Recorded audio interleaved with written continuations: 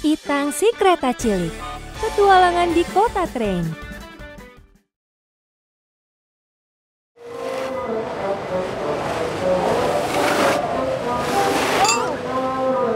Bagaimana setumpukan salju bisa bergerak?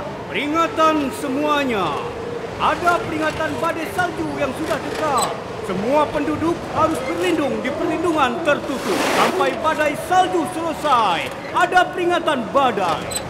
Semua penduduk harus berlindung di perlindungan tertutup. Oh, Tuan Clockface juga ikut berlari. Seluruh kota tidak di tempat biasa. Ayo lihat bagaimana George di rumah. Ditambah, dikurangi, kemudian dikali dengan... Oh hebat. Sekarang aku juga tidak di tempat biasa. Kenapa kau menggantung magnet di kamarmu, George? Aku sedang mencoba fitur magnetku. Jadi, aku sedang mencari tahu apa yang membuat kereta saling tertarik satu sama lain. Lihatlah kita ini berteman, tapi kenapa? Menurut teoriku, itu karena fitur magnet. Inilah penelitianku. Ini rahasia, jangan beritahu siapapun. George, kenapa kau tidak menggunakan lantai yang empuk saja? Agak sakit kalau jatuh di sini. Jadi apa kau punya ide untuk penelitianku? Dan kita buat kemajuan. Tidak ada. Kita masih diam di sini dan tidak bergerak. Dan kita tidak boleh keluar. Kau tahu kan badai salju sudah dekat? Badai salju sudah dekat? Itu luar biasa. Kenapa badai salju malah membuatmu senang? Persahabatan sejati itu harusnya muncul di saat seperti ini, bersamaan dengan badai dan angin yang kencang. Jadi sekarang kita akan mencoba kekuatan dari fitur magnet. Kau tidak boleh keluar, George. Peringatan badai mengatakan dengan jelas bahwa kita tidak boleh keluar rumah.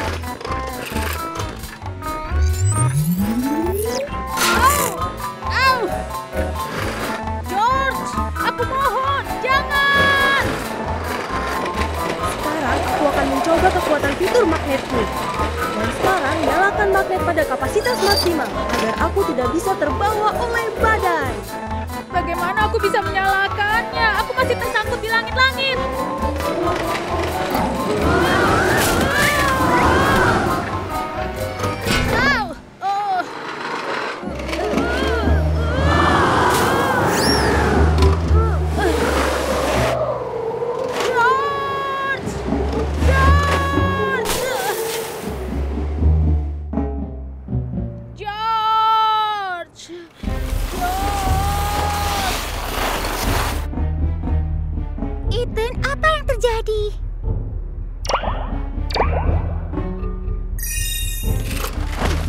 Gawat kawan-kawan, badai telah membawa pergi George. Kita harus menolongnya. Bagaimana kita bisa tahu George ada di mana? Badai itu sangat besar. Mungkin saja dia sudah tertimbun salju. George! George!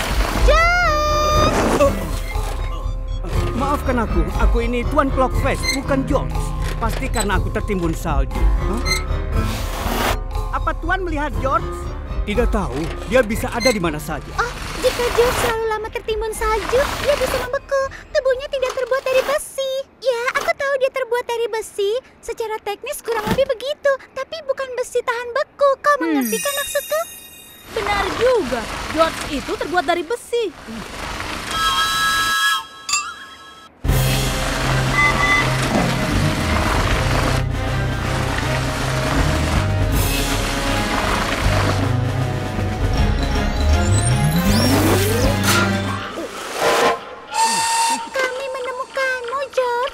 Inilah kekuatan yang dimiliki fitur magnet. Dan tentu saja kekuatan persahabatan sejati. Hei anak-anak, apakah magnet kalian hanya bisa digunakan untuk menolong George? Maaf, maksudku mungkin bisa kalian menolongku juga di sini?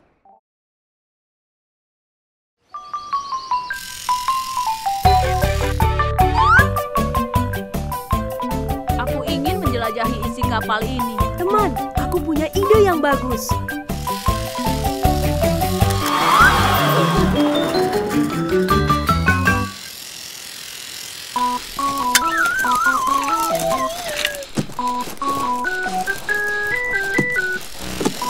Pada zaman dahulu kala, kakekku yang ilmuwan mempunyai alat pengecil dari hasil percobaannya.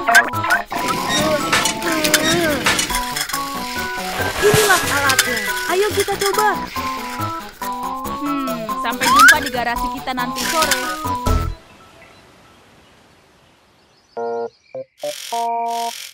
Ayo coba ubah ukuran yang ini.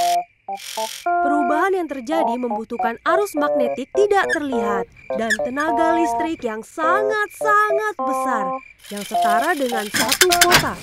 Karena itulah Apa yang terjadi?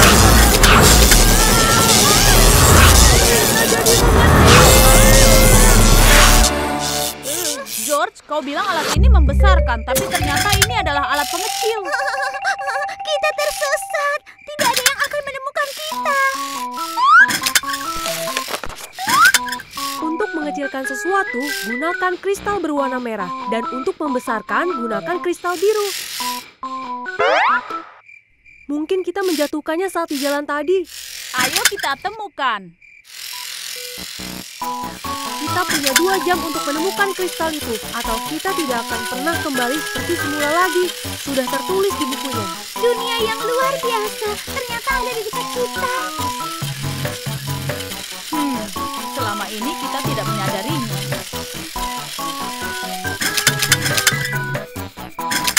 Oh, itu kristal birunya.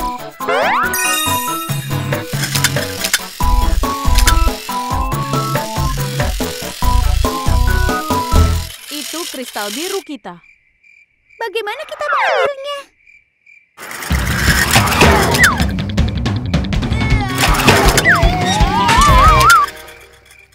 Oh tidak, Ethan. Itu tidak berhasil. Badan kita memang kecil, tapi otak kita masih tetap sama. Jangan jatuhkan kristal itu, Ethan. Kristalnya tidak boleh tergores. Ethan, kau harus hati-hati.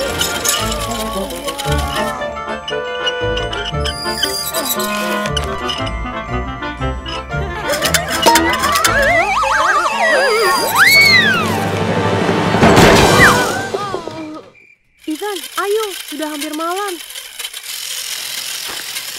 Ini berat sekali. Apa kau pikir menjadi kecil itu mudah? Hah? Oh, ternyata daun. Menjadi kecil itu sangat menakutkan. Kita harus segera membesar atau kita akan kecil selamanya.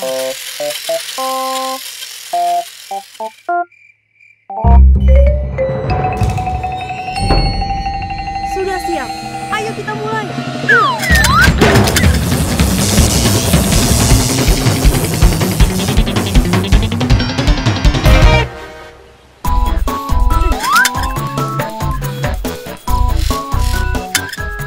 Astaga, alatnya sudah rusak. Dan kita masih belum menjelajahi isi kapalnya.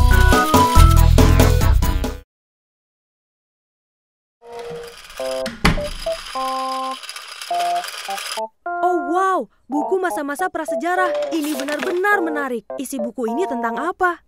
Suku-suku primitif pada masa prasejarah tersebar di daerah yang luas dan liar.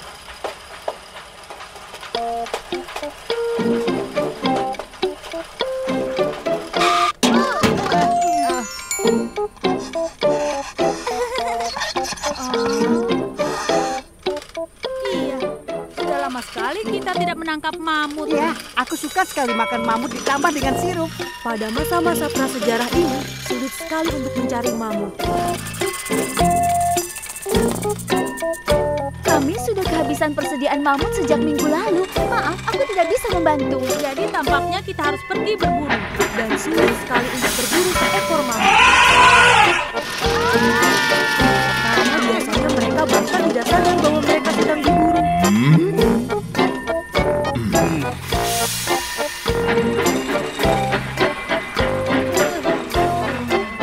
Kita harus mencari cara lain. Aku lelah. Ada pemberontakan di sekitar sini. Suku yang berusaha.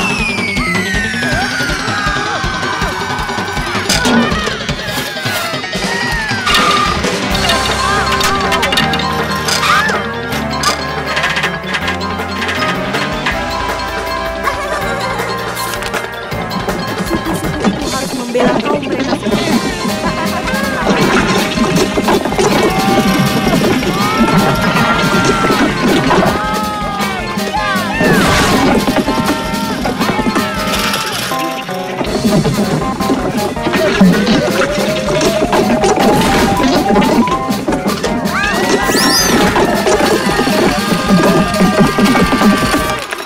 Dan cuacanya tidak bisa diperkirakan.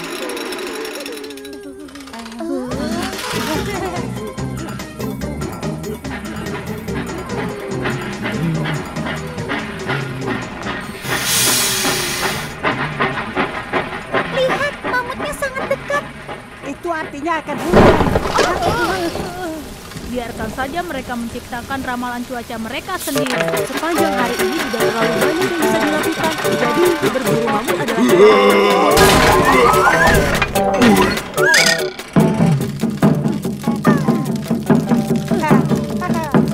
tapi justru kadang-kadang terjadi sebaliknya.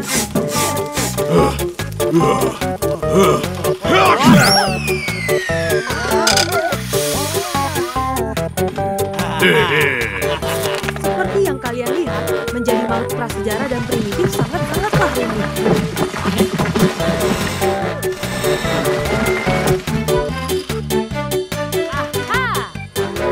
Itu sebabnya masyarakat prasejarah menciptakan sesuatu yang penting, sekolah.